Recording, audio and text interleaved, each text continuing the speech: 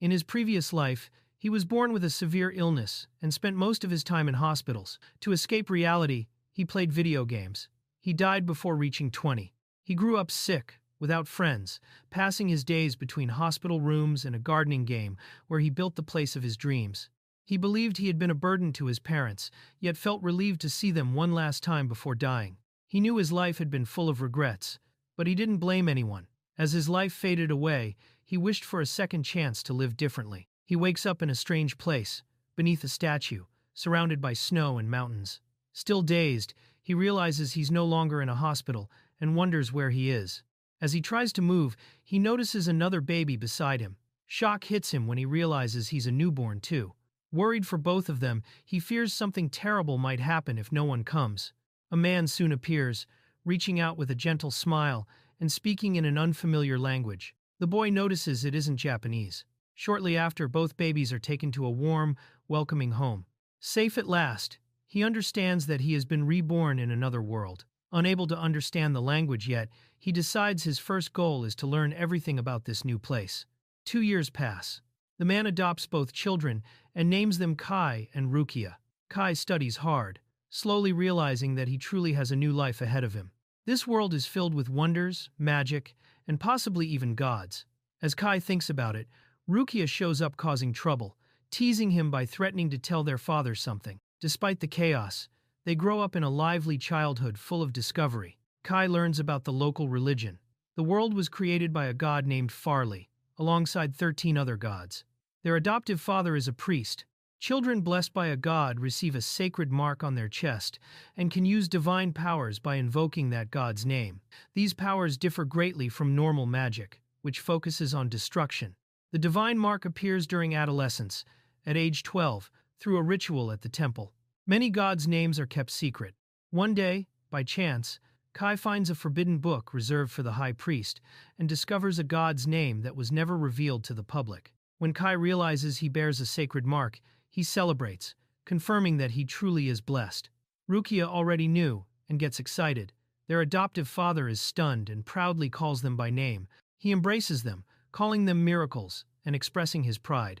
Soon after, Kai is questioned about entering the study, hinting that his curiosity about forbidden books hasn't gone unnoticed.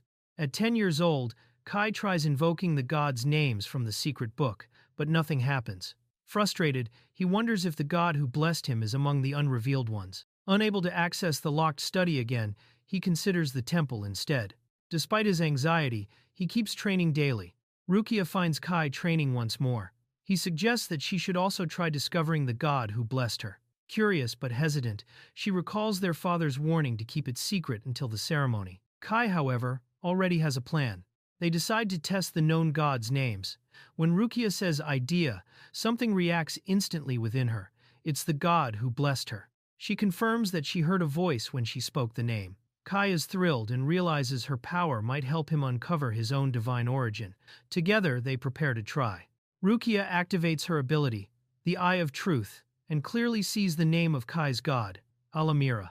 At last, his divine origin is revealed. Kai confirms that Alamira's name doesn't exist in the temple's records. He praises Rukia's ability but notices its limits. Deep down, he reminds himself to keep his past life and the truth about his adoption a secret. Feeling closer to becoming a true blessed one, Kai vows not to repeat the mistakes of his past life. He wants to be a good son.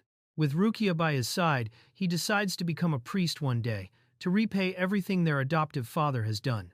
Kai finally activates the power granted by Alamira. With resolve, he invokes the ability known as Village in the Palm of the Hand, marking the beginning of something extraordinary. Standing before a vast, empty plain, Kai gazes at the space created by his power. He names it Tenohira Village. Realizing that this ability goes beyond fantasy, he now holds an entire world in his hands. A sign appears in the middle of the field, written in Japanese, confirming the connection to his past life. The village starts at level 0, unnamed, on barren land. His next objective is clear: complete the first harvest. Kai understands that this place is like the garden of his dreams, capable of growing as he meets certain goals. Excited, he decides to begin alone and starts his cultivation journey with determination. He visits the market, chats briefly with an elderly woman while shopping, then returns to his room full of anticipation. Once there, he activates his power again, calling out the village's name, Tenohira Village, ready to continue. Preparing to complete the first cultivation quest required to develop the village, Kai spends his savings on tools and begins working the land. As he does, he feels like he's shaping a world of his own, a gift from Alamira. Only then does he realize he forgot the seeds. Still, he knows his power comes from divine blessing. Exploring the village's limits, he discovers that stepping beyond the fence returns him to the activation point. Though the field is ready, it's not enough. Wanting more, he decides to head into the nearby forest in search of materials. Kai fully devotes himself to gathering materials and shaping his village. He plants trees and wildflowers, imagining future buildings made of wood and quarry stone. Thanks to his blessing, everything grows at an unnatural speed, rapidly turning the area into an agricultural settlement. He tries bringing Rukia into the village, but discovers that only objects can be transported. Humans can't enter. He also learns there's a daily time limit. Once it's exceeded, he's forcibly sent back. Even so, he's relieved to have her support from outside. After several days of cultivation, Kai notices something odd. The trees he planted are growing beyond the village fence. This makes him wonder if the changes caused by his ability are leaking into the real world. His shock deepens when he finds his crops ruined. The potatoes and seedlings have completely withered. He searches for explanations, soil quality, seeds, fertilizer, but senses that something more fundamental is wrong. He soon realizes the truth. There is no rain, no clouds, no weather system at all. Frustrated, Kai decides that if the world won't provide rain, he'll create it himself. With no better option, he burns vegetation to produce smoke, hoping it will trigger rainfall. Even if it makes little scientific sense, it's the only idea he has to save the village. Kai returns exhausted but relieved. When Rukia asks how it went, he admits it was rough, yet his imagination is already racing. If he can dig channels, he might even create a river. His vision for the village keeps expanding. After an entire year of work, Kai finally harvests his first crop. Pulling hard, he's stunned when a massive cluster of roots comes out all at once. As the harvest is completed, game-like messages appear. The mission is cleared, the village levels up to 1, and its status changes to recovered land. The fence expands again, and a mysterious voice echoes in his mind. Kai celebrates the level up, learning that the next requirement is reaching 10 inhabitants. Though the goal feels distant, he relaxes, roasting potatoes wrapped in leaves. The smell alone makes him eager to taste them.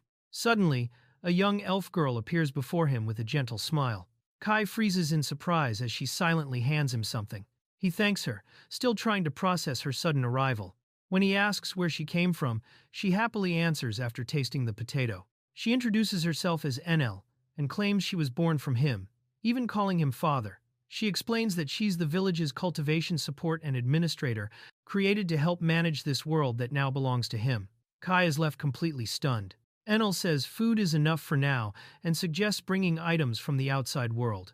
As a reward, she gives him a special item called the Seed of Creation, which can only be planted outside the village. Curious but cautious, Kai decides to keep it hidden for now. Soon after, new villagers begin appearing primitive, early settlement people. Kai wonders why they ignore him, and Enel explains that as the god of this world, he can't be perceived directly by its inhabitants.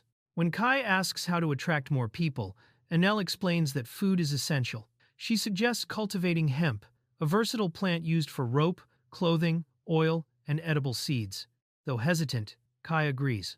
He also asks about bringing shrimp and small fish to diversify food sources. With Enel's help, the village develops rapidly. Farming improves, living conditions stabilize, and before long, Kai and Rukia reach the age of 12. A formal blessing ceremony marks this new stage of their lives. Rukia appears excited, showing off her new ceremonial outfit and asking if she looks good. Kai compliments her, then mentions strange insects he's noticed. She jokes that she likes bugs too, which would definitely worry their father. The two talk about their blessings and what comes after the ceremony. Rukia admits she's nervous and asks Kai to stay strong with her. He promises he will. Soon after, the priest calls them inside, and the ritual begins. Kai removes the sacred cloth that has concealed the mark on his chest for nearly 10 years. The priest studies the revealed symbol closely, clearly unsettled by its unusual design. Sensing something wrong, the priest hesitates. The ritual should have gone smoothly, yet he feels unease. He orders an inquisitor to be summoned, making Kai's anxiety spike. The inquisitor examines Kai's seal and coldly declares him a malevolent god. Without explanation, Two priests seize Kai and restrain him. Fear and confusion overwhelm him. Thrown into a cell and badly injured, Kai struggles to understand what happened. Even the high priest didn't recognize the mark of Alamira, so why this judgment? As he's transported by ship, he fears he'll die without ever seeing his father or Rukia again. Kai wakes up bound, but is unexpectedly freed by a crew member and escorted to the deck. Silent sailors surround him as he stares at the passing sea, drained and disoriented. Left alone on a small pier, Kai watches an unfamiliar island ahead. The reality of his exile feels unreal, so sudden and senseless that he can barely process it. He stands there for a long moment, unable to accept how quickly everything collapsed. Facing the strange, isolated island, all he can think is how absurd it all feels. Exploring the island, Kai realizes he's completely alone. It's his first time seeing a beach in this world, yet there's no joy in it. No signs of life appear until a sound from the forest makes him freeze. A massive wild lion suddenly leaps out, roaring as it slams into him. With no time to react, Kai is thrown violently across the ground, screaming as pain explodes through his body. Kai reappears badly injured after the lion's attack, shocking the elf. She quickly offers him water as he struggles to steady himself. Still sweating, he thanks her and admits he would have died if not for his blessing. The elf says she can only stay for a short time and realizes just how dire his situation has become. Kai reflects on his ability. It can only be used for 3 hours a day and requires a full day to recharge. He understands he can't hide there forever. When he asks if there's any weapon he can use, the elf explains that this world has no concept of hunting or war. The only practical tool he has is the iron hoe he brought with him. The rest are nothing more than harvesting stones. The pressure closes in. Kai wants to know what's happening outside, but he's trapped in isolation. The elf admits she doesn't know either. All that's left is to survive or die trying. She tries to encourage him by saying he's protected by the great god Aramila. Kai remembers that this same god was branded as evil, yet he steels himself anyway, gripping the hoe like a weapon. Thinking the danger has passed after the lion retreats, Kai lets his guard down until a monstrous boar bursts out of the forest. Panic hits him as he wonders if the island is a breeding ground for monsters. With no choice left, he raises the hoe again, ready to fight. Just as the boar charges, someone appears out of nowhere and defeats it with a single, overwhelming strike. Stunned by the speed and power, Kai realizes he isn't alone after all. The girl leads Kai to a massive tree, taking his hand and explaining that monsters can't approach its vicinity. Kai is stunned not only by her presence, but by the sheer scale of the tree itself. Watching the boar fail to cross the invisible boundary, Kai's thoughts drift back to the temple.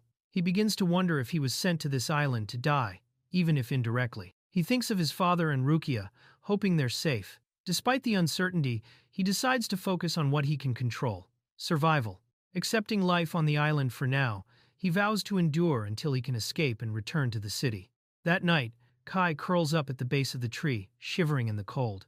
At dawn, he wakes up freezing and cries out in frustration, feeling his resolve from the day before slipping away. From a distance, the elf watches calmly. Exhausted and trembling, Kai is once again offered water. He realizes that without shelter or a bed, he won't survive another night. The elf explains that the village lacks advanced technology, but he can gather materials like wood, hemp, and tree bark. Building a full house isn't possible yet, but something simple is. Kai thanks her for the guidance. He gathers stone tools, linen rope, stripped logs, branches, and leaves, wondering if it will be enough. The elf reassures him that he can use anything grown in the village and offers to help. Relieved, Kai starts planning the size and location of the shelter. Kai works quickly, the ground harder than the village soil. He digs, sets a base, and raises a basic frame, focused solely on having a place to sleep.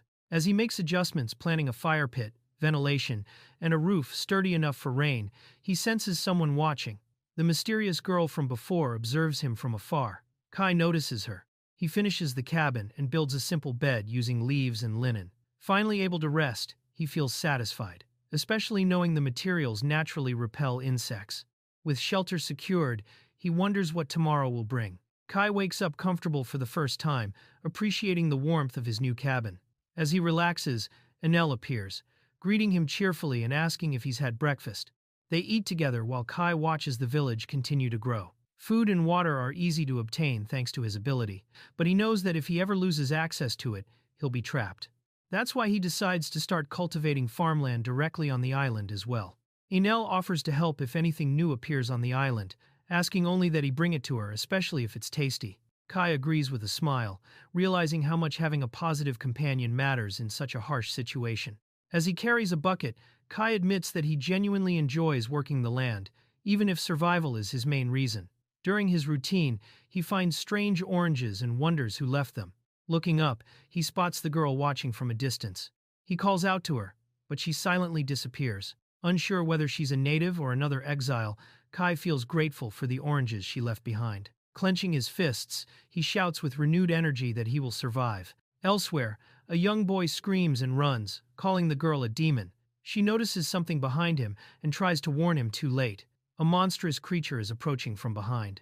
Later, the girl collapses to her knees, shaken. Meanwhile, Kai studies the fruit, unsure if it's safe to eat. He remembers NL asking for something tasty and decides to bring it back to the village. Though worried it might be poisonous, Kai tries it anyway. To his surprise, NL finds the flavor pleasant, if slightly bitter. Others agree it's interesting, and Kai realizes it could be valuable. The elf explains that the fruit has now been registered into the village's system and can be cultivated there. Since time moves faster in the village when Kai is away, the harvest will be quick. Encouraged by the progress, Kai commits himself even more to farming on the island. A few days pass, and Kai has nearly finished preparing the fields. All that's left is planting the potato seeds. Once again, the mysterious girl approaches him. She thanks him for the fruit he leaves every night, explaining that it's been a huge help to her village. Surprised, Kai jokes that he's starting to feel like a neighborhood cat sneaking into the next block. Suddenly, Kai notices another creature moving near the forest and tenses up. Later, he talks with Enel about the idea of introducing weapons to the villages, wondering if tools like his iron hoe could be replicated. Enel is shocked, reminding him that this world has no concept of enemies, making the idea difficult to implement. Enel suggests luring the island's monsters into the village to force the development of defensive measures. Kai immediately rejects the idea, saying it would only bring unnecessary chaos and violence. Improvised weapons wouldn't be enough, and avoiding conflict is the better choice. Soon after, a villager approaches to speak with him. Enel then scolds Kai for forgetting about an important seed. When he sees it, he remembers it's the seed of creation. Enel insists it's time to plant it, and Kai agrees that it will likely be crucial. Kai plants the seed of creation, hoping it will change their current situation. Thinking of his adoptive father, a respected priest, he accepts that he can't rely on anyone else and must move forward on his own. With little hope of rescue, Kai decides to build a ship himself. He assumes that even if his father tried to intervene, it would be ignored. As he works the fields, the mysterious girl watches him from afar, clearly worried. The next day, Kai wakes up weak and sick. Assuming it's just a cold, he dismisses the idea of anything more serious. Knowing he can't stay in the village for long periods, he decides to rely on his own endurance to recover. Lying in bed with a fever, Kai feels his body growing light and frail. The sensation is painfully familiar, too close to how he felt in his past life, near death. Wrapped up and shivering, he faces the illness alone. That night, the horned girl finds Kai burning with fever. Worried, she asks if he's going to die. Even barely conscious, Kai recognizes her and firmly denies it, gripping her hand. Kai wakes to find that the fever has passed. Relieved, the girl says she's glad he survived. He thanks her, admitting he barely remembers what happened.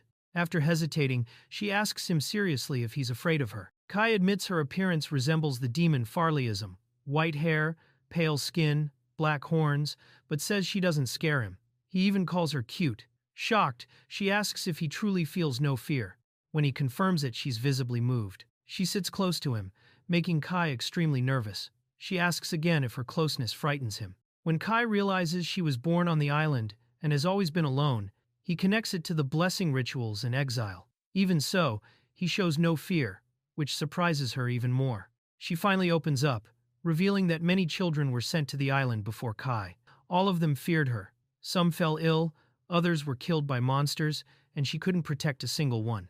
Burdened by guilt, she isolated herself completely. Kai understands now why she lingered near the temple and avoided others. At last, she tells him her name, Abyss. Shyly, she takes his hand, marking the beginning of a bond between them. Abyss introduces herself properly, politely, and sweetly, calling Kai master. Though confused, Kai allows it. Smiling, she declares that he is now her master. The next morning, Kai wakes up in shock to find Abyss hovering over him, cheerfully wishing him good morning. Still half asleep and flustered, he can only respond awkwardly.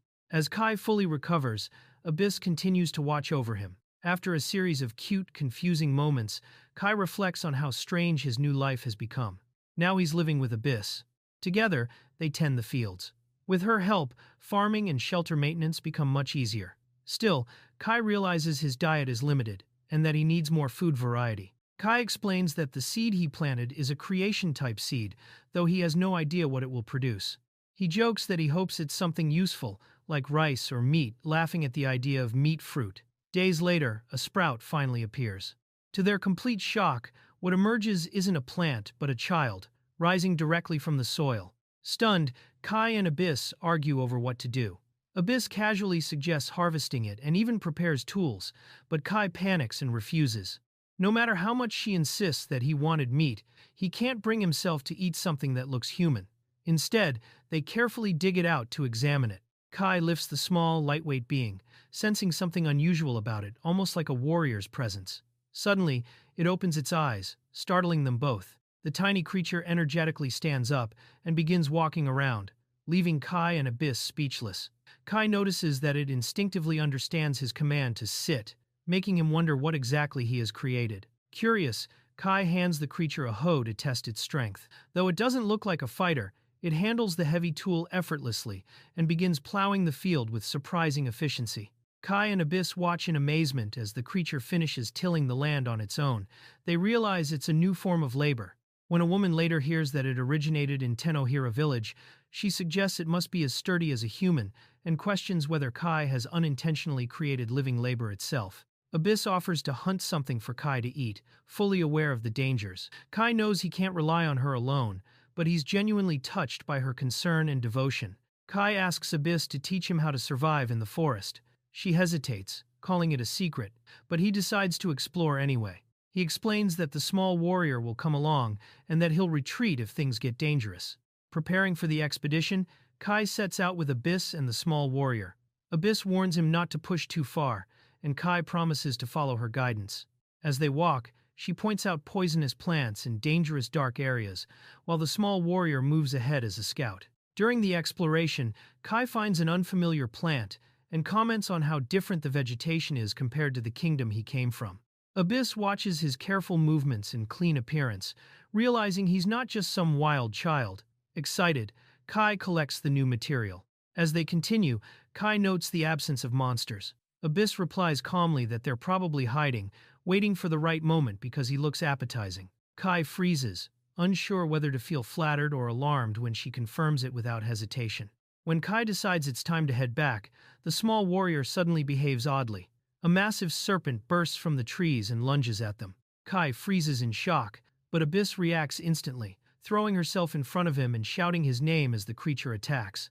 Kai makes it back to the village with new materials, but collapses from his injuries. He downplays the situation, saying it was just a monster encounter, forcing a smile despite the pain as others gather in concern. Overcome with guilt for leaving Abyss behind, Kai rushes back into the forest. He apologizes to Enel and promises to return. Finding no trace of monsters, his anxiety grows as he desperately calls out for Abyss. Relief washes over him when he finds her unharmed. Abyss tells him the monster is gone and admits she's just glad he escaped alive. She hugs him tightly, saying that if he dies, everything ends for her. Kai apologizes for running off alone, but she simply says it's fine. Kai reflects on his selfishness in fleeing by himself. Even though the village is safe, only he can enter it, leaving him blind to what happens outside. Despite Abyss's ability to avoid monsters, he can't accept her being in danger. He realizes he needs another way to protect her. He decides to strengthen the small warrior so it can better fight monsters. To do that, he'll need to raise the village's level and explore the island more thoroughly. Even basic tools, he believes, could make a difference at this stage. Suddenly, a massive monster attacks without warning. Kai is caught off guard, but Abyss reacts instantly, shoving him aside and saving him from a direct hit. A gigantic bird-like creature confronts Kai. Abyss desperately begs him to run, but this time, he refuses to retreat. Analyzing the creature's movements, Kai realizes it lacks intelligence, but is still dangerous due to its ability to fly. Acting quickly, he shouts for Abyss to run toward the great tree, setting his plan into motion. He orders the small warrior to strike the monster's legs with its stone axe. The command is carried out flawlessly. The warrior charges without hesitation, leaving Abyss shocked that it doesn't flee. Kai assures her that he and the warrior will be fine and insists she escape. His plan is to stall the monster until she's safe. Reluctantly, Abyss runs as Kai braces himself. Elsewhere, Enel is singing idly when Kai suddenly appears, shouting for her to begin the plan. Startled, she reacts at once. Moments later, Kai arrives, dragging the monster tangled in a net, and slams it to the ground. Enel stares in disbelief as Kai casually praises her cooking.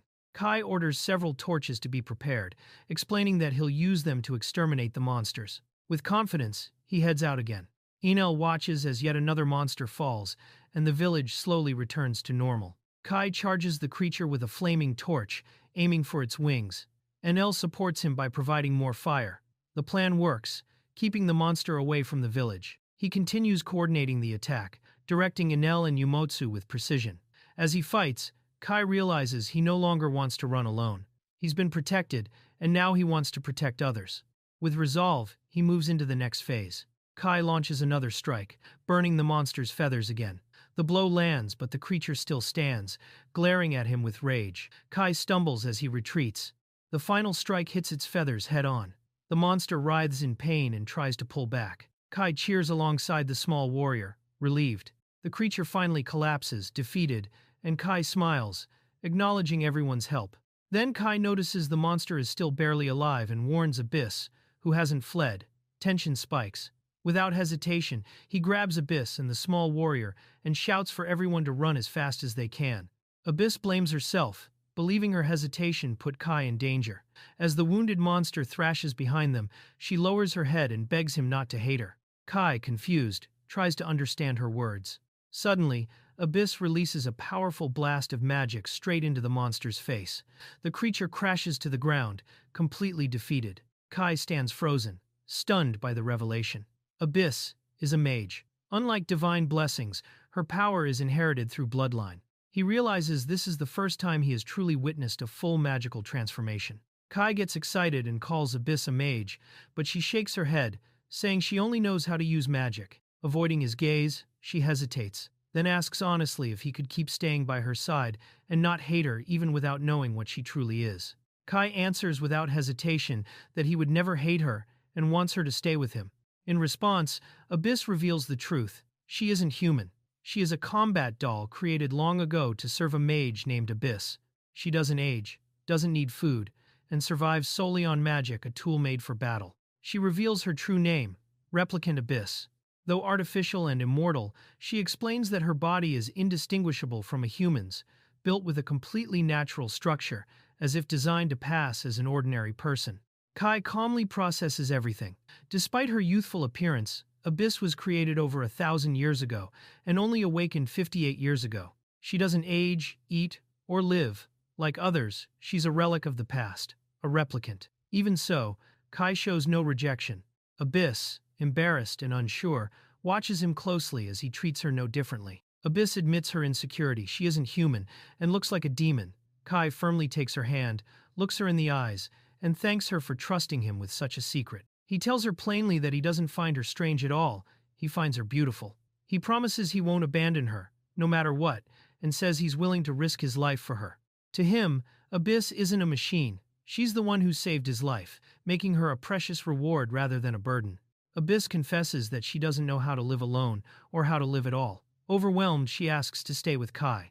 In that moment, driven by instinct, she accepts him as her master, forming a bond between them. Kai realizes that, as a combat doll, Abyss never had the freedom to choose how to live. Seeing her call him master, because of that, makes him pause. He apologizes for not explaining himself earlier and offers again to guide her this time properly, if it's not too late. Abyss kneels before him and sincerely asks him to accept her master bond. Moved, Kai pulls her into an embrace, realizing that the values he carried from his old life are still guiding him, and now, saving him. Kai reflects that without the knowledge from his previous world, fear might have driven him away from Abyss, but because he understands what a replicant is, he can accept her fully. He declares that she belongs with him not as a tool, but as someone with feelings who may one day find her own purpose. He proposes that they live together until she discovers what she truly wants. Abyss accepts happily, calling him master with gratitude. Kai grows a little embarrassed by how dramatic his words sounded, but he doesn't regret them. Kai decides to bring the defeated monster's body back to the village as usable material. Meanwhile, the small warrior collapses from exhaustion. Kai panics, thinking it's dead, while Abyss watches silently until he realizes it has merely entered a standby state. Carrying the monster, Kai heads to the village to ask Enel what can be done. She rushes over, already worried about another issue. Trying to juggle everything at once, Kai strikes a triumphant pose, complete with a celebratory sound effect, as if declaring the mission complete. Enel congratulates him and explains that reaching a population multiple of 5 and bringing back a monster corpse triggered a major milestone. The village is now classified as an explored village, unlocking a new feature, the guest system. Kai is stunned by how fast the village is evolving. He learns that he can now bring other people into the village by holding their hands and activating his ability. Relieved to learn the small warrior will recover, Kai uses the moment to explain his powers more clearly to Abyss. Enel suggests celebrating the village's growth. Abyss is relieved about the warrior's condition. Kai comments that it only fell because it was in that strange combat form. Abyss notes that, in her 1,000-year-old records, no such divine blessing exists. This power is completely unknown to her. Kai tells Abyss that his ability has been updated and that he can now take others outside the village as well. He invites her to come with him. Excited, she clings to his arm, eager to leave the island for the first time. When they arrive at Tenohira village, Abyss goes quiet. She senses an unusual magical presence and nearly collapses. Enel immediately tells her to step outside, explaining that the village world belongs to Kai and isn't suitable for everyone. Abyss quickly recovers and explains that she moves by consuming magic. Since the village has very little ambient magic, it weakened her. Kai worries, but she reassures him, saying she only panicked because she didn't want to worry him. Frustrated that he can't show her everything, Kai is distracted when something strange appears in the sky, catching his attention.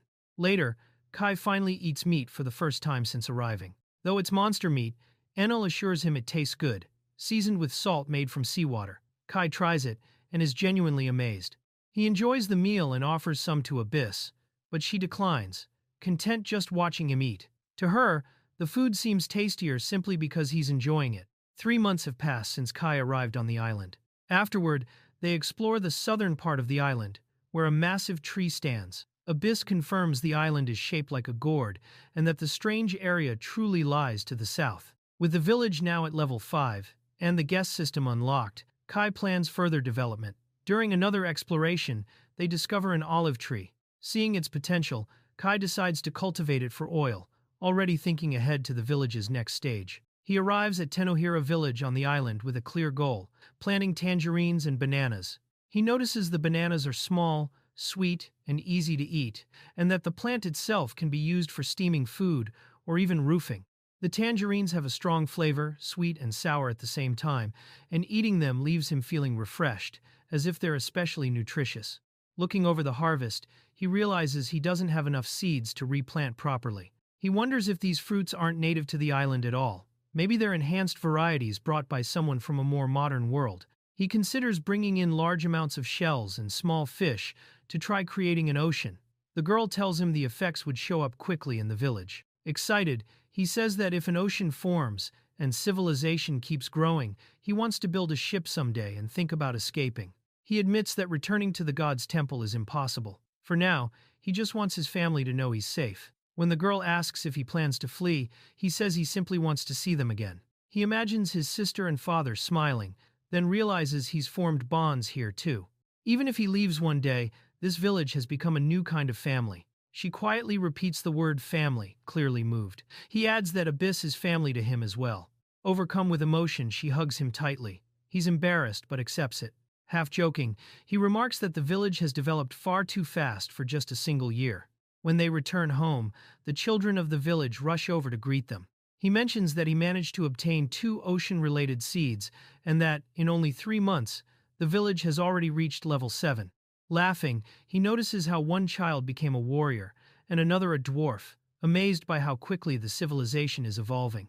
He knows it will still take time before they can cross the open sea, even with a village ocean already formed. Remembering his old life, He misses having iron to work more efficiently. For now, he decides their priority is surviving the coming winter. He plans to talk to Enel and mentions they'll need more hands to help. Smiling, he says he's counting on everyone, and the children respond enthusiastically. Embarrassed by being called honorable, he says everything happened so suddenly. He explains that he somehow obtained more seeds and assures everyone he isn't leaving.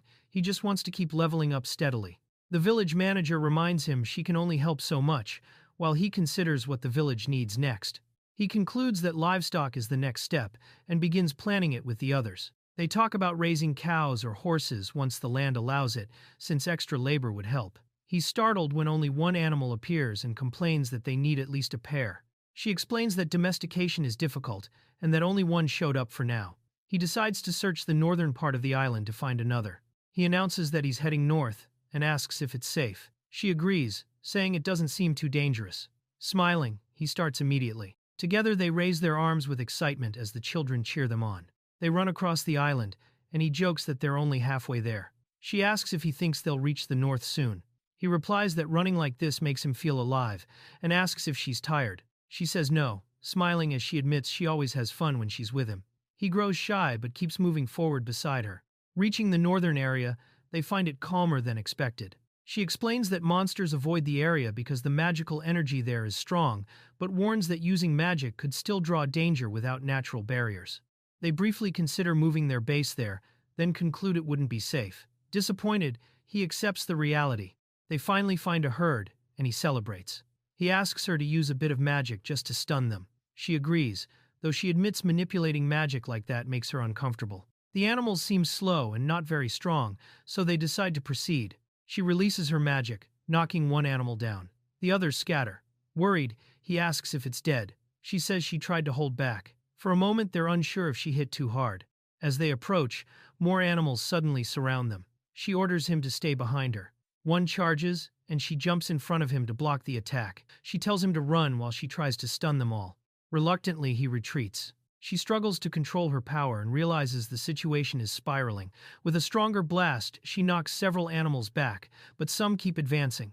She dodges, then falls hard to the ground. He shouts her name, panic rising. Calling out the village's name, he reaches for her hand. She grabs it as one animal is thrown aside. She begins absorbing magical energy through her mouth while he urges her to hold on. The remaining animals retreat, and the two escape together. Breathing hard, he laughs in relief, saying it worked. She's exhausted but smiles. When they look back, they see several animals unconscious, not dead. He realizes they aren't cows but buffalo, yet he's happy they survived. Energized, he decides to bring them all back to the village. They celebrate the successful capture. She says she'll provide the seed the next day. Counting the herd, they find 1 male and 4 females, an ideal ratio. Back at the village, they release them into a fenced field. He imagines expanded land, meat, leather, and dairy products. Confident, he tells the village to keep growing strong while he does his part. The island's first true spring arrives. He remembers the scorching summer, sweating as the village expanded. In autumn, everyone helps with the harvest. She thanks him for the abundant yield, and they celebrate together, proud of how far the village has come. As the seasons turn, the air grows colder. He works by the fire while heavy rain falls, and she uses magic to deal with a strange tree nearby. Soon, winter fully sets in. The village stands reinforced against the cold, and he carries firewood, preparing for the harsh season ahead. He returns home through the cold and announces that he's back. She greets him with a warm smile, along with the children. Inside, he explains that the villagers tanned the hides using village oil and plant extracts. Pleased with the result, he says the coat turned out great and keeps him well protected from the cold. She asks about the monster flu, and he answers cheerfully, relieved that it's under control. He mentions that finishing everything took time, but now he knows how to tan hides properly in sections. Sitting by the fire, they drink something warm and comment on how cozy it feels. He reflects on how efficient the village workforce has become and how quickly the fireplace house was completed.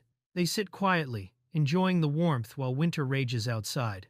As he sips the hot drink, he thinks about how unpredictable monster flu can be and how dangerous the cold nights are. He wonders if he'll really make it through the winter on the island. Lost in thought, he falls silent. She moves closer, leaning against him to comfort him. He's a little startled, but accepts it as she stays beside him, holding her bowl. She smiles and says she's happy he's here. Embarrassed, he thanks her and admits he feels the same. They sit closer together, calm and quiet, surrounded by the children, sharing a rare moment of peace in the middle of winter. Looking out over the island, he smiles, thinking that the outside world must already be entering spring. As he surveys the village, he realizes how fast time has passed, only 1 year since everything began. Flowers are blooming, buildings stand firm, and records show steady progress. He understands how much both he and the village have grown together. One day, he returns to the village full of energy and passes through the gate. She rushes over, excitedly telling him he's reached level 10. Surprised, he points at a newly formed pile of wood. She hands him a document and explains that a new feature has been unlocked. He reacts with excitement, realizing the village has advanced to a whole new stage. She explains that the pile of wood becomes a teleport point. When placed in the real world, it connects to the northern side of the island. The village now extends in all directions, and crossing the point returns him to where the ability was activated. He understands that this is the true power of the Seed of Creation, allowing free travel through Tenohira village. Excited, he calls it the perfect gateway for long-range exploration. He decides to plant the seed in the best field available. A few days later, something strange pushes out of the soil, 2 huge ears. Confused, the two approach. He mutters that it doesn't look normal, and she asks if those are really ears. Whatever sprouted is far too small to be a tree. Unsure what to do, she decides to harvest it anyway. When they pull, something suddenly comes loose. To their shock, it isn't a plant but a small girl with animal ears, sleeping peacefully in the hole. He freezes, realizing the seed turned into a child. The girl wakes up bursting with energy, striking a dramatic pose and introducing herself as the Great Infernal Fire Mage. She jumps around excitedly, calling herself Milord. The two just stare, speechless, at the eccentric girl who literally grew from the ground. Still stunned, he comments that the golden level 10 seed produced a fox mage straight out of a Japanese tale. She runs circles around them, speaking in an overly formal tone before asking for a cuter name than Milord. Neither knows how to react, as she eagerly tries to bond with them. Thinking quickly, he introduces himself as Kai and presents Abyss. The girl repeats a new name to herself, Ren, and happily accepts it. She calls Abyss Milord and beams with joy at finally having a real name. Ren strikes a confident pose, declaring that everything is under her control. As life in the village stabilizes, their family continues to grow. To prove her strength, she unleashes powerful fire magic. Kai and Abyss watch in awe, realizing she could become a major asset to the village. They ask if what she used was really magic. Ren explains that it isn't the standard magic of this world, it doesn't rely on ambient mana. Kai realizes it's a power outside normal rules, much like the village itself. Ren laughs, saying the flames keep her warm, while the others try to grasp just what kind of being has joined them. With the combined help of Abyss and Ren, most dangerous monsters are eliminated. Kai thanks them and repurposes everything, wasting nothing. The village stabilizes even as the ecosystem shifts. Eventually, the sea finally forms in Tenohira. She celebrates by bringing seafood, and Kai watches with satisfaction as the village evolves from purely agricultural into a fully developed settlement. Standing on the beach, he realizes they still can't build a proper ship, only gather simple coastal materials. He asks Enel to prepare hemp ropes, light but strong. Excited, he says he can't wait any longer and that the escape plan is finally moving forward. Nearby, the children begin assembling a raft, marking the first step toward crossing the sea. He explains that with enough buoyancy and stability, a box-shaped raft should work. He's tested the idea many times. Speaking seriously, he admits he can't stay on the island forever. He wants to show Abyss the outside world. She understands, a little sad but agrees. When they finish, Ren proudly announces it's ready. Kai smiles with resolve and declares it's time to set sail. On the night before departure, they mark a point in the sea toward the southwest, where he vaguely remembers land existing. He admits that his knowledge comes only from his past life and estimates the journey could take around 11 days. They prepare rations for 10. He plants a stake in the water so they can return in an emergency. Even without knowing where they'll end up, he accepts that they may have to move from place to place until they find somewhere to truly belong. On the day of departure, she grows quiet and steps away, lost in thought. He calls out to her, worried, asking what's wrong. Staring at the horizon, she says the ship has arrived. He stiffens at her words, realizing that the moment he's been dreading has finally come. They climb to higher ground and see a massive ship approaching across the sea. His expression tightens as he recognizes it as a vessel from the temple. Standing beside her, he watches in silence. Understanding this isn't a simple visit, the air grows tense, and he knows something dangerous is about to unfold. Panic hits him. It can't be that they've come for him now. He tells one of the children to hide behind the tree. Abyss explains that the ship appears every spring, after years pass, just like when he arrived. She adds that she knows he wants to leave the island someday. He stays silent, torn, as she takes his hand, fully aware of what this moment means. With a determined smile, he says he'll handle it. He gently pats her head to calm her and tells her he'll go alone, asking Abyss and Ren to stay ready. Moving through the forest, he senses someone approaching. He hides behind a tree, watching the ship from afar, preparing himself for whoever steps ashore. From his hiding place, he sees a hooded figure shove a small girl off the ship. She stumbles onto the dock, then falls to the ground, terrified. His chest tightens, and he nearly rushes forward, but forces himself to stay hidden, whispering that it's not time yet. He waits, tense, as the situation grows more unsettling. Once the ship departs, he finally steps out. The girl is left alone on the pier, shaking and confused. He approaches slowly, greets her gently, and offers his hand, praising her for enduring such a long journey. She asks who he is and where she is. Smiling softly, he tells her he'll explain everything, and leads her somewhere safe. The girl begins to cry, clutching her small companion, unsure of what to do. He tells her that, for now, she'll be living on this island. She asks if she can go back home. As he tries to get closer, he slips while climbing onto the pier and nearly falls into the water. Embarrassed, he steadies himself and reassures her, while she watches him with wary eyes. He explains gently that returning home isn't possible right now, but promises he'll find a way someday. Holding on to her companion, she agrees to wait. Suddenly, Ren storms in, furious, yelling at him for moving when he was told to wait. She complains that she'd been watching everything and almost roasted the stranger from the ship. Abyss quickly restrains Ren, telling her to stop, while he awkwardly tries to calm the chaos. He says firmly that as long as the religion keeps abandoning children, this island will remain a safe place for them. He vows to save those children and refuse to let them die. Abyss replies that she expected nothing less from him. Touched, he steals his resolve. She smiles faintly, proud of his choice, as the girl watches silently. They ask where the girl came from. She answers that she's from a city with a large castle.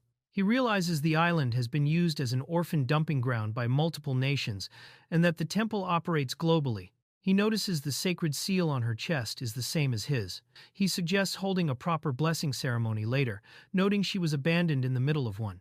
The girl Kaede listens quietly, trying to grasp her new reality. Kaede hesitates and admits she received power from a malevolent god, asking if that's okay. He reassures her, saying that power is the reason she survived on this island. What matters isn't where a blessing comes from, but how it's used. He adds that not everything the temple teaches is right. Kaede hugs her companion tightly, thinking about what she wants to do next. She brightens upon seeing the cabin and is surprised by the place. They comment on how strong her blessing feels. One of the children asks about a dwarf, and the mood lightens. Later, Kaede asks if he ever feels lonely. He smiles and says they'll return to the fields they had neglected, showing her that life goes on and that she's part of it now. He works quietly in the fields. Abyss remarks that he's trying to gather a family, recalling how he arrived on the island himself. Kaede thinks he looks lonely, but Abyss explains that he's just trying to stay strong for them. Even if he wanted to leave, abandoning everything wouldn't be easy. Kaede thinks of her parents, sadness welling up as she watches him from afar, beginning to understand the weight he carries. Kaede makes a solemn gesture and concentrates, trying to use her power. Everyone watches with curiosity. He explains that what she's attempting can only happen once in a lifetime, and that he taught her the name to invoke. Excited, Kaede asks if she can try again. He agrees. She concentrates, but nothing happens, leaving her embarrassed as everyone looks on in confusion. She tries once more and activates a spell called Temporary Life. Everyone gasps as two dolls suddenly move. One collapses as if it fainted, while the other asks if she caught a cold. He stands frozen in shock, while Kaede stares at her hands, unsure of what she's just done. They're stunned that the dolls moved and even spoke. He reasons that her blessing differs from Alamira's small, but unique to her god. Everything about it remains a mystery. He gently pats her head and tells her he'll be counting on her help around the village. Kaede lights up immediately, hugging the dolls and happily agreeing. 3 months pass as Kaede adjusts to life on the island. They work, eat, and sleep together, slowly becoming a true family. Over time, everything feels natural to her. At the start of summer, Kaede smiles brightly, relaxed and happy, finally feeling that she belongs. To obtain materials that don't exist on the island, he decides to travel out. Since the raft is still unstable, he asks Ren and Kaede to stay behind and look after the house. He and Abyss set off across the ocean, searching for a city he has never seen before.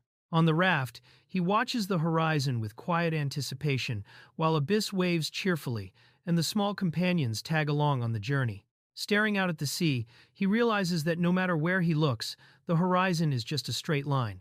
He reflects that escaping the island would have been impossible without Abyss's ability. Even so, he feels confident moving forward.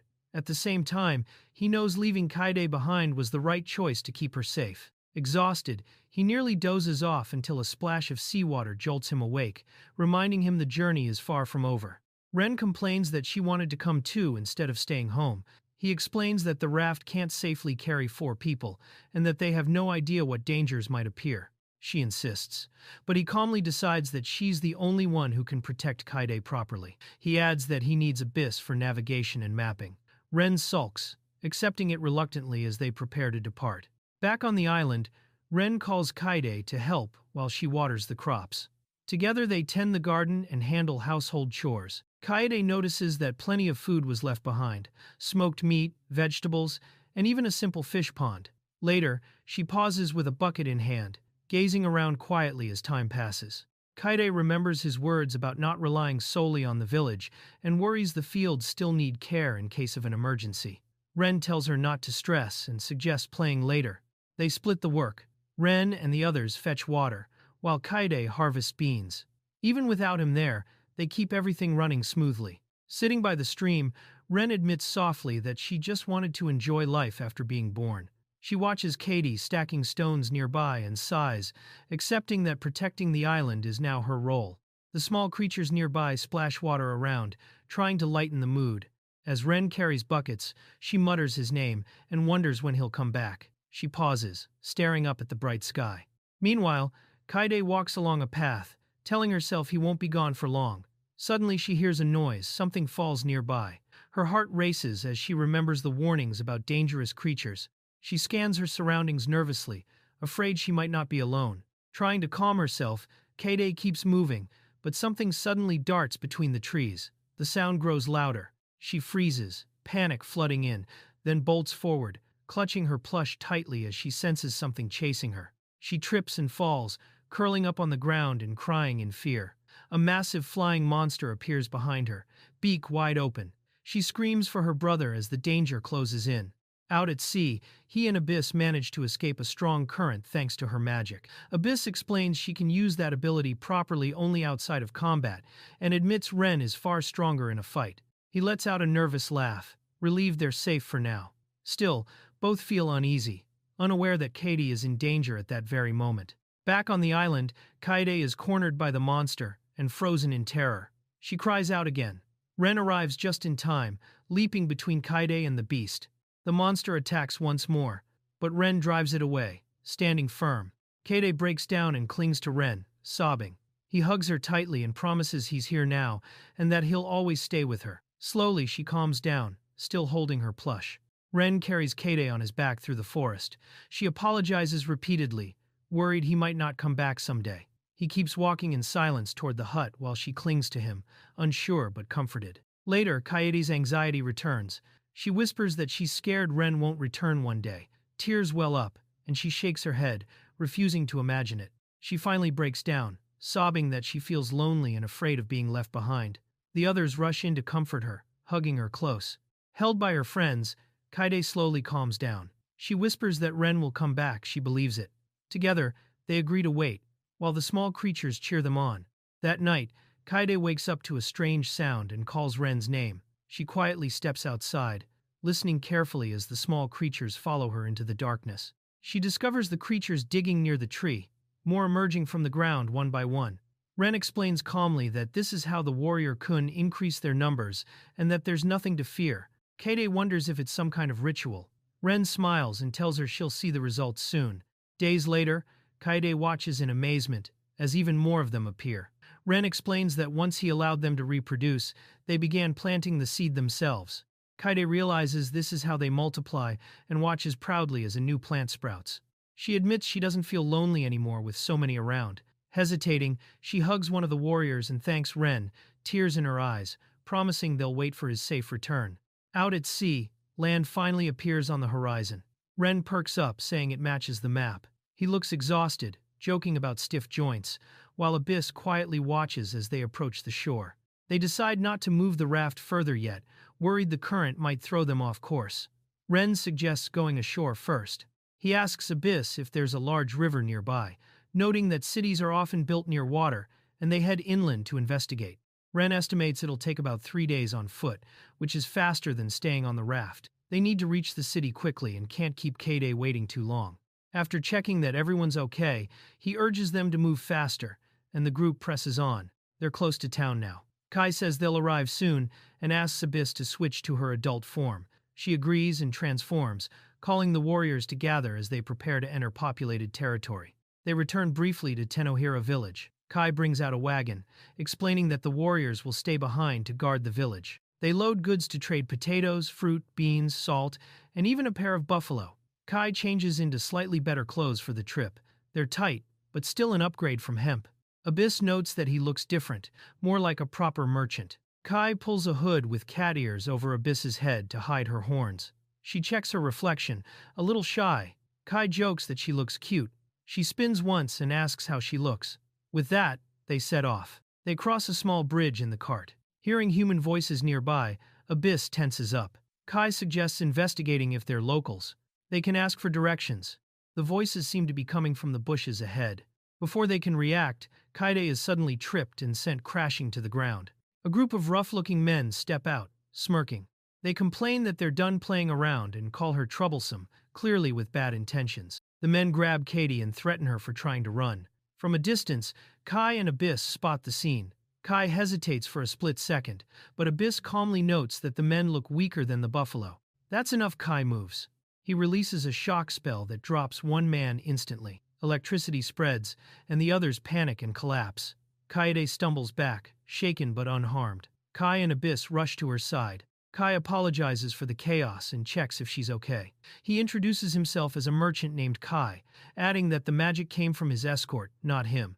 The woman steadies herself, realizing he isn't a sorcerer, and relaxes slightly. She introduces herself as Sarah Bianchi and says things are exactly as they appear. Kai is visibly surprised by her name. She adds that, as a merchant, he shouldn't expect free help but admits she likes his honesty. Kai asks if she can guide them to town.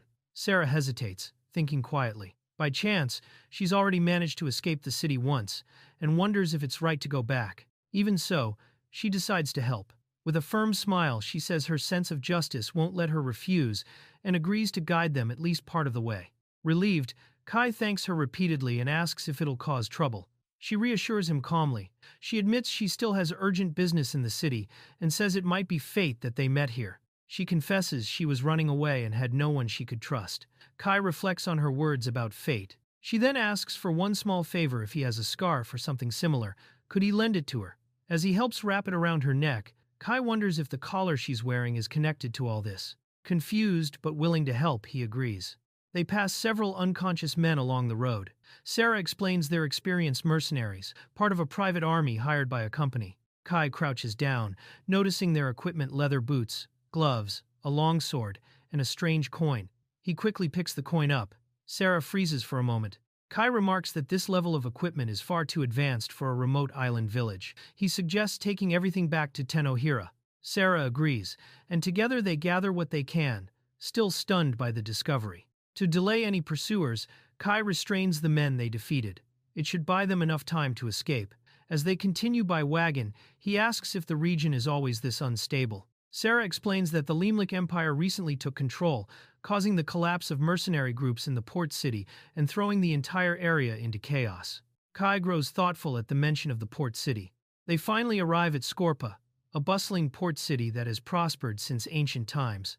Kai is awed by its scale, structure, and constant movement. Curious, he asks Sarah what she plans to do now. She answers firmly that she's already decided.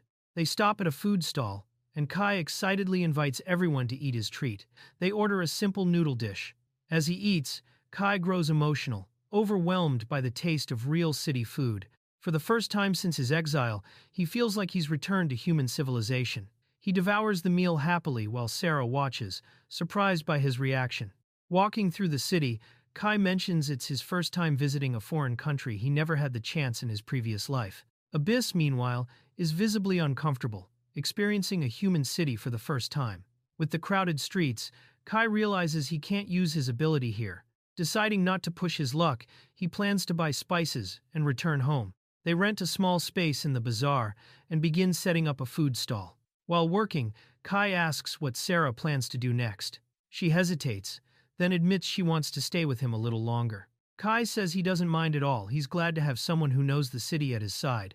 Sarah then asks him directly if he truly doesn't know what her collar means. Kai admits he doesn't. She lets out a strained laugh and comments that he must come from a respectable background not to recognize it. When he asks if it's just an ornament, she turns serious. She explains it's a magical sealing collar used on slaves. It suppresses abilities until a master is assigned. Once activated, it erases the wearer's emotions, making them completely obedient. Sarah reveals that she was once a sorceress and is now a runaway slave. In this world, magic is inherited by bloodline, making mages extremely valuable, almost like nobility. By suppressing emotions with the collar, slave traders can extract a mage's full magical power while ensuring obedience. That's why enslaved mages are sold for enormous sums. She apologizes for hiding the truth, but admits she's being hunted everywhere. Hearing this, Kai is shaken. He realizes just how dangerous this world truly is and how deeply entangled he's already become.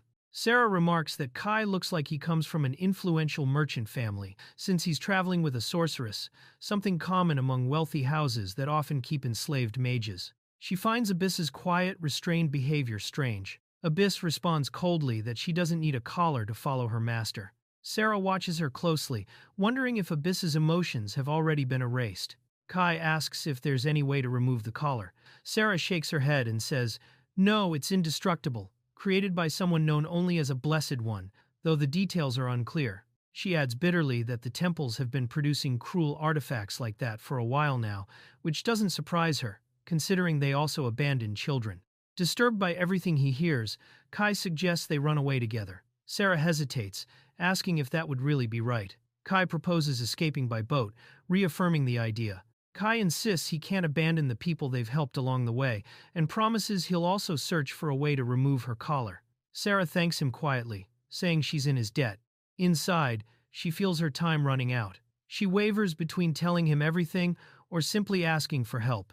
Watching Kai, she realizes how much she's already trusted him, despite never telling him the full truth. Kai hands Sarah a hood with cat ears, explaining it's a disguise for traveling with them. Confused and blushing, she puts it on without really understanding why. Kai and Abyss demonstrate how to act in character, complete with a playful nya and a cat-like pose. Sarah turns bright red, mortified and completely lost as to how she ended up doing this. Their stall becomes an instant success.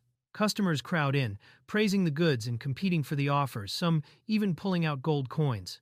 The buffalo draw attention as well, admired for their calm nature and solid build. Sarah and Abyss are flooded with requests for fruit as business explodes. Overwhelmed, Sarah nervously tells Kai that things are moving far too fast. When they count the money, they're stunned it's enough to buy a used mansion. Sarah and Abyss stare in disbelief, while Kai admits he never expected to sell this much, even with inflated prices. He explains that the products come from the uninhabited island of Tenohira, making them rare, pest-free, and extremely valuable. Kai begins planning how to spend the money. Iron first, then grains, cotton, livestock like chickens, horses, sheep, and even a sheepdog. He also wants practical knowledge how to make soap, alcohol, tan leather, and process olives. Thinking of everyone waiting back home, he suggests returning after finishing their purchases the next day. He asks Sarah if she's okay with that plan. She doesn't answer immediately, only watching him quietly. Kai suggests Sarah stay at an inn for the night while they shop. He adds that if she has nowhere to go afterward, she can hide on their island. Sarah falls silent, stunned by his kindness. She realizes Kai never tried to investigate her identity or pry into her past. That makes her wonder if it's really okay for him to trust her so completely without knowing who she truly is. Kai hands her a small pouch of coins, saying it's not much, but she can use it to get a drink before bed if she wants. The simple gesture catches Sarah off guard. She looks at him with a vulnerable, shaken expression. Kai notices her reaction, surprised himself, not fully understanding how heavy that moment is for her. Sarah softly compliments Kai's eyes, calling them pure, and finally decides to tell him the truth. She reveals that she was originally a noble from the Principality of Mondial. Kai freezes internally. He's never heard of the place, but keeps his composure, pretending familiarity while preparing to listen. Sarah explains that she was a royal mage of Mondial. On the day Mondial fell to the Limelicht Empire, she was part of the Third Royal Guard, tasked with escorting Princess Yuri Cecil during an escape to another country. During the mission, they were ambushed by mercenaries who celebrated their surprise attack, convinced they had found a valuable prize. As Sarah and the guards prepared to fight back, they realized the attackers weren't regular soldiers but bandits. Even so, the mercenaries were confident. One of them grinned arrogantly and unleashed a powerful fire spell. The guards were stunned the enemy had a mage. The violent explosion tore through their formation, shattering their attempt to protect the princess. Sarah counterattacked with everything she had, striking directly at the mage. At the moment of impact, her magic was completely erased. Her opponent nullified it entirely. She realized too late how one-sided the battle was. Immobilized and cut off from magic, she was helpless. The enemy smiled, fully aware of his advantage over a mage stripped of her power. During the chaos, the mercenaries captured the princess. Sarah was knocked to the ground and restrained. She screamed at them to release Yuri, but they ignored her. One of the men mocked her, calling the captives merchandise, revealing their intent to sell them as slaves. Surrounded and powerless, Sarah listened as they laughed and told her everyone would need to behave nicely from now on. Sarah says she was the first to be sold. She managed to escape during transport, eventually encountering Kai and the others. As she recounts it, her emotions finally break. She drops to her knees and begs them to save Princess Yuri Cecil. Kai and Abyss are stunned by the sudden plea and the desperation in her voice. Sarah admits that rescuing a princess is impossible for a lone merchant. She explains that the captors are private soldiers hired by a slave trafficker, and they don't choose the buyer, meaning the Imperial Army could get involved. Even so, she insists this is where she must act. The money required to buy the princess is exactly what Kai can provide. Kai listens in silence, still trying to grasp how deep the danger runs. Finally, Sarah makes a shocking proposal. She asks to be sold to another slave merchant. As a mage, she's worth more than a princess, especially because her magical bloodline could be inherited by her children. She believes the money from her sale could be used to rescue the princess, and possibly the others as well. Kai is left speechless, stunned by the idea of someone offering themselves so completely for another's sake. Kai begins to understand the logic behind Sarah's proposal. She explains that if a child with extremely high magical potential is put up for sale, wealthy elites would compete to adopt them, not just for power, but for the prestige that could even grant noble status. Even though slave merchants don't usually share information, a product that valuable would attract attention on its own. In the end, profit would outweigh any rules of the trade. Kai hesitates at first, clearly uncomfortable, but slowly starts to accept the reasoning behind it. Then Kai raises a blunt question. What if I sold you, took the money, and ran without saving anyone? The question hits Sarah hard. She freezes, stunned, and asks nervously if he would really do something like that. Kai calmly replies that he wouldn't, but reminds her that this is exactly the risk of being sold first.